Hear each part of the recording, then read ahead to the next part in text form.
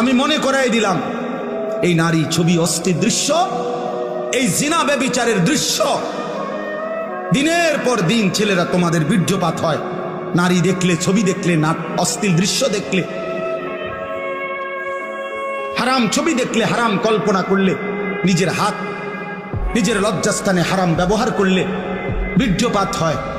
আর এতে করে শরীরটা অপবিত্র থাকে, নাপাক থাকে, আল্লাহর লানত বর্ষিত হয়। লা ইয়াজনি জানি হিনা ইয়াজনি ওয়া হুয়া মুমিন, নবী সাল্লাল্লাহু আলাইহি সাল্লামের বিশুদ্ধ হাদিস।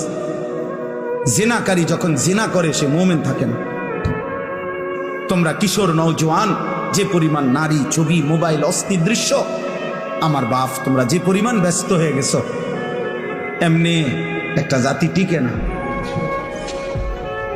এত বেনামাজি নিয়ে একটি সমাজ, আল্লাহর রহমত আসবে না।